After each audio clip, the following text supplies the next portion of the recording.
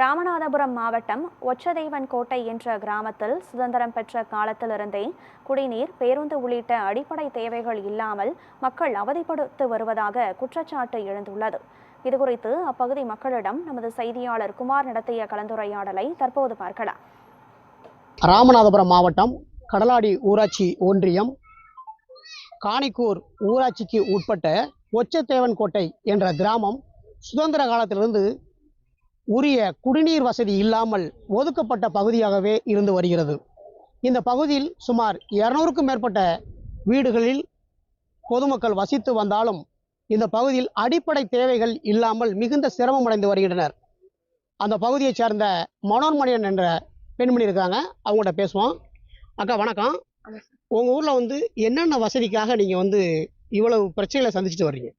எங்கள் ஊரில் குடிநீர் வசதி இல்லை சார், ரேஷன் கடை இல்லை சார், பஸ் வசதி இல்லை சார். நாங்கள் நடந்து போய் தான் ரேஷன் வாங்குகிறோம். பஸ்ஸுக்கு ஒரு நேரம் 11:30 வருது, அதுவும் சாயல்குடியிலே நிப்பாட்டிட்டு போயிடுது. நாங்கள் அந்த மேஜிக்கில் தான் ஏறி வரோம். 25-30 ரூபா டிக்கெட் கொடுத்து தான் நாங்கள் இங்கே வரணும். எங்களுக்கு தண்ணி வசதி எதுவும் இல்லையா. பெண் பிள்ளை ஊட்டி எல்லாம் படிக்கப்படுறதுக்கு 10 கிலோமீட்டர் போகணும். ரொம்ப கஷ்டப்படுறேன். தண்ணி சுடுகாட்டில் திருக்கான் தொட்டி கட்டி வச்சுருக்காங்க. அதில் எத்தனை பேர் 1 மணிக்கு தான் வரும். தண்ணி வர்றது 1 மணிக்கு. 1 மணிக்கு எப்படியா போகும்? அது பிள்ளை குட்டியோட படுத்து கிடக்குமா, அங்கே போய் தண்ணி அடிக்குமா? பிள்ளையை போட்டுட்டு தண்ணிக்கு வருவாளா, தண்ணிக்கு போட்டுட்டு பிள்ளையை பார்ப்பாளா? அது பிள்ளையை பெருசாடி விட எடுத்துகிட்டு போயிடும். அந்த சூழ்நிலையில இங்கே வாழ்ந்துக்கிட்டு இருக்கேன். தண்ணி இல்லை, பஸ் இல்லை, பால்வாடி இல்லை, ரேஷன் கடை இல்லை, எதுவுமே இல்லை. காட்டுக்குள்ளே நாங்கள் இருக்கிறோம். 10 கிலோமீட்டர் தூரம் போய் நாங்கள் நடந்து இது பண்ணிட்டு வரோம். ஒரு நேரம் தான் பஸ் வருது, 11:30 வருது. 11:30 போய் சாயல்குடியில் போய் நிப்பாட்டினதோட அதோட வராது திரும்ப. நாங்கள் அந்த மாதிரி ப்ரைவேட் பஸ்ஸில் தான் ப்ரைவேட் வண்டியில் தான் வரோம்.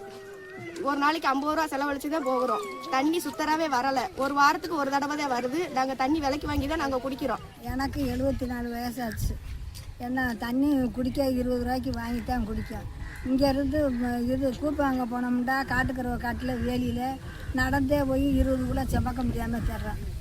எங்களுக்கு தண்ணி வசதி வேணும். கூப்பை உள்ளூரில் போடணும். காரு வரணும். பஸ்ஸு அடிக்கடி வரணும். 4 வட்டமாச்சும் வரணும். பஸ்ஸு வசதி கிடையாது, தண்ணி வசதி கிடையாது, போக்குவரத்து வசதி எதுவுமே கிடையாது. நாங்களாம் தஞ்சாவூர் மாவட்டத்தில் தண்ணிக்காக போயிருக்கோம். அங்கே உழைக்க போனோம். பள்ளியூர் பிள்ளைகளுக்கு பஸ் பாஸ் இருக்குது, ஆனால் அது தீவுக்குள்ளே தான் இருக்குது. பஸ் வசதினால அது டெய்லி 100 ரூபா கொடுக்கணும்.